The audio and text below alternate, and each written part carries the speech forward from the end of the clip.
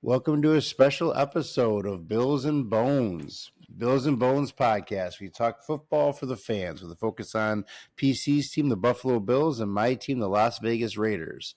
We're going to do a little short episode to talk about what the Christmas games meant for the Bills because it did have an impact. So, what do you got there for us, PC? Of course, obviously, the goal is to get the 1 seed to start the season, and the Bills were chasing the Chiefs and until yesterday had an opportunity to catch them, but because the Chiefs now locked up the number 1 with that victory, we're focused on the 2. So the 2 seed, the teams that are chasing us for that, there's only one left, and that's Baltimore. And with their win, it basically means that the Bills will not be sitting under their starters this weekend. The game against the Jets will be that much more important because, if they do win, the Bills will lock up the 2. And if they are able to do that, give their, a majority of their starters basically a little hiatus from everything going into the playoffs, that could be a really good recipe for success. So obviously want to take care of business and beat the Jets this weekend so that next weekend doesn't mean anything, because that's literally what happens if they win that game. Now, of course, who their opponent's going to be, we don't know. The top 4 are obviously KC, us, Baltimore, and the Texans right now. But who the bottom 3 are going to, I shouldn't say obviously anyway. Baltimore can still be caught if they lose and the Steelers win. So the Steelers could move up to that spot as well. So there is a little wiggle room.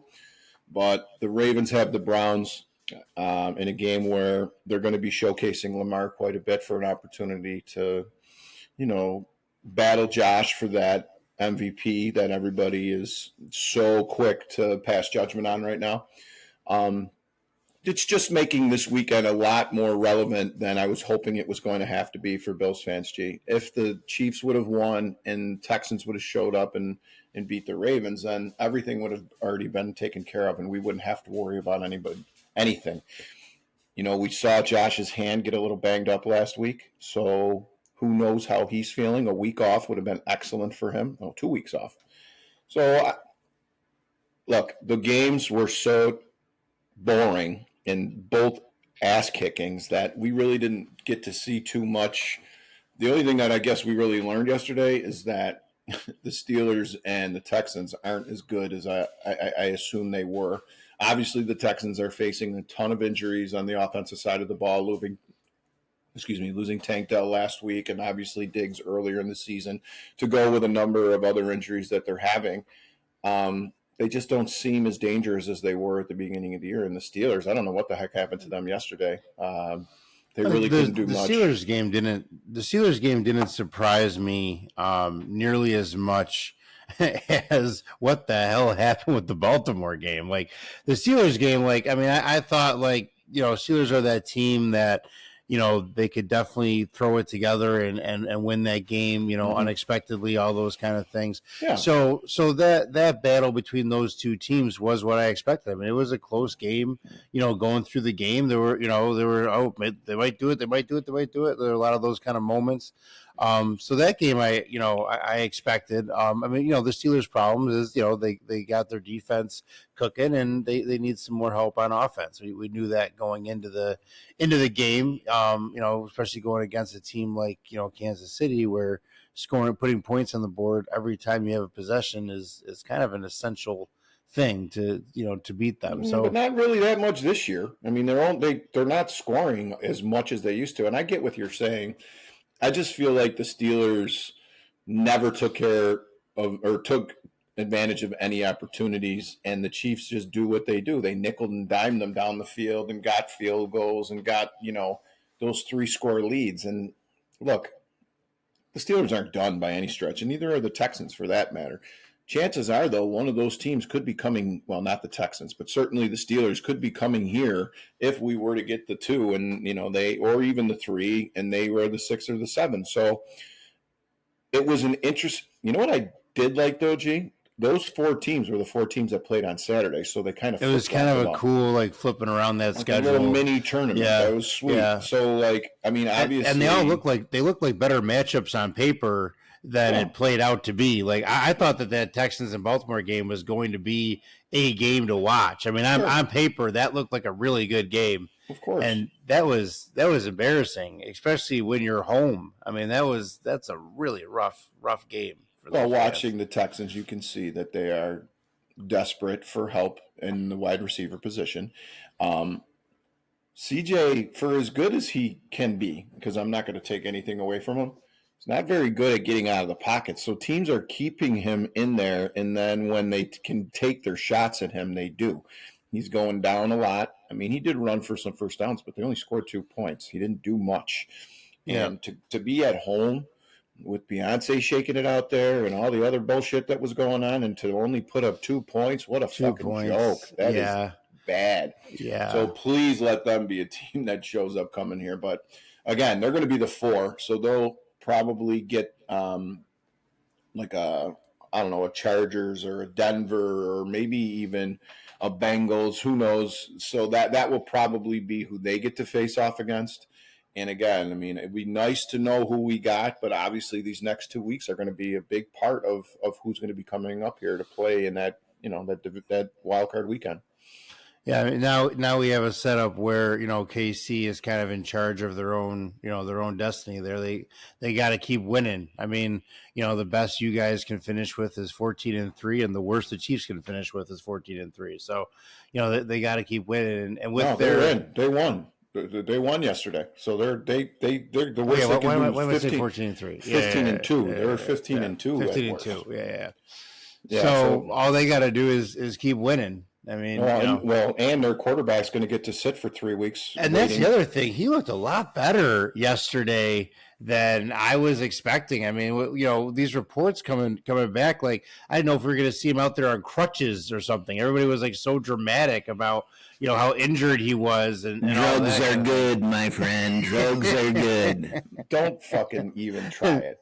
And then he's warming up, and it's just like, no, none of that ever happened. Now we're all fine. Everything's all good. Listen, it's a part of professional sports. We know that shit goes on. And look, sprained ankles suck, but dudes can tough it out. It's been going on forever. And he is no wimp.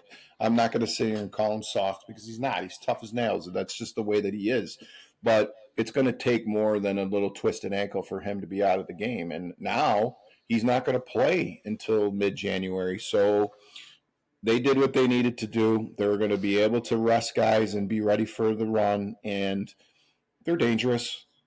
Bottom line, I would love an opportunity to go there and play them with the season that this team has had, considering what everybody said at the beginning of the year and how we were written off. And obviously, too, this Josh and Lamar stuff will make it even more fun if we get to go play Lamar here and then go there. The announcers yesterday during that game, it was a fairly one-sided discussion. It was, Lamar, he's so freaking amazing. We should give him the award every single year. And, and also maybe Josh Allen. But Lamar is it's like listening to them talk about Mahomes while Mahomes is playing. It's the same kind of thing. Like, Josh had 3 monster games in a row, 14 touchdowns, no turnovers, and the love for Lamar is real. And I'm not going to sit here and pretend like it's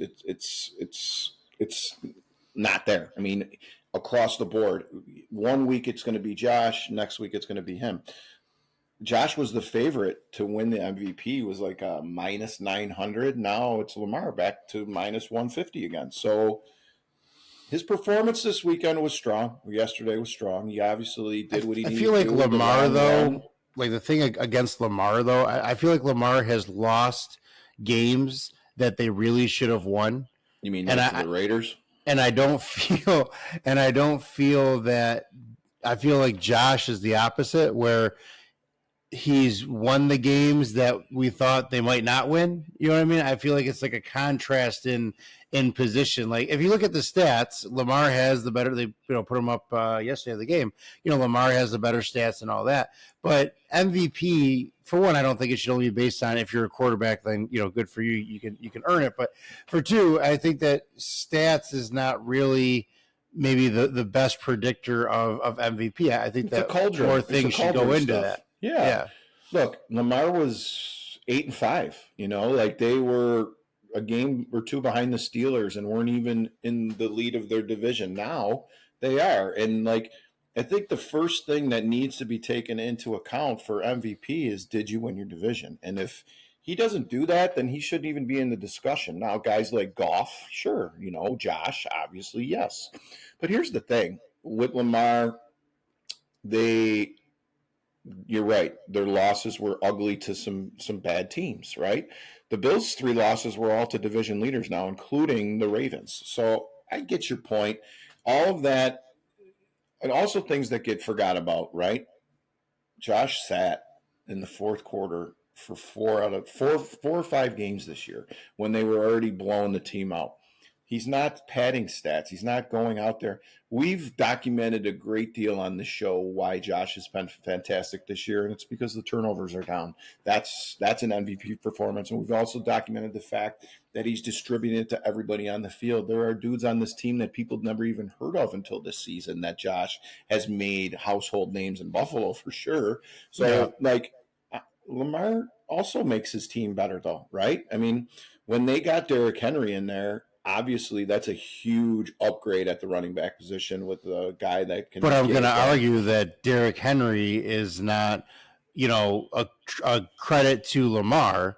If he's hitting all of his wide receivers, like Flowers should be the credit to Lamar, and Flowers has not produced nearly as much as he was supposed to be. True, but Lamar handing the ball to Derrick Henry, I mean, our quarterback can do that. It's a double threat, though. That's the thing. It's the running. It's the running with Lamar. It's what it always comes down to. Is all they talk about all the time is the guy can run, the guy can run, the guy can run, the guy can run. That's what you hear whenever people talk about Lamar. Is he can run, he can run, he can run. Yeah, the best he part can run. About all of this is we're going to play them. We're going to play them in a couple of weeks, and it's probably going to be cold, and it's probably going to be here, and they're probably going to need to have to run the ball to have a shot against us. And I think the Bills will do exactly what they did to the Rams, to the Ravens. They will sell out and not let them run the ball, or not the Rams, excuse me, the Lions. When they didn't let Gibbs and they didn't let Montgomery go off, they just sold out. And when they did that, they left it on Goff. Now Goff was great, and he kept the game close, and he had all the great reads, and he worked the zone fantastically. But guess what? Lamar's not going to do that the same way Goff did. So when we get the shot that we really want, the MVPs versus each other in the playoffs, which we should get, it looks like, unless catastrophe happens for both of us, that will be the true test. The votes will probably already all be in by then because it's only on the regular season. But in my mind, the MVP will come out of that game and then get to go play the real one in the AFC Championship. I mean, you do have an interesting scenario where, the two names, that we are here being thrown out for MVP are going to get a chance to go at each other and see what happens there. They've been battle. Obviously, Mahomes is up here and everybody else is down here. But at the top of that list is Josh and Lamar, and they're both from the same draft. They both were guys that people had a lot of questions about. Oh, Lamar should just be a running back, and who the hell is Josh Allen? This kid didn't even get any D1 offers. I remember we drafted the wrong Josh thing. I remember when all that was going on too. I remember when all that was going on. Yeah, exactly. So I mean, these next couple of weeks leading up to the playoffs, get healthy, get ready. The Ravens got to play all the way to the end now because obviously the Steelers are nipping at their heels still. So they won't take Cleveland lightly. Their history with them is obvious. So that will be Cleveland's Super Bowl. So, the Bills take care of business this weekend. They don't have to worry about anything. And Lamar can go out there and run his ass off and get knocked around by Myles Garrett and the rest of the Cleveland defense. Well, thanks for joining us. Check us out on our normal show. We normally do a show that comes out on Mondays. We talk Bills and Raiders news. Join us sometime. Check out our other videos. We're also wherever you get your podcast if you like to listen instead of watch. Thanks for joining us. Go Bills. Fuck Aaron Rodgers.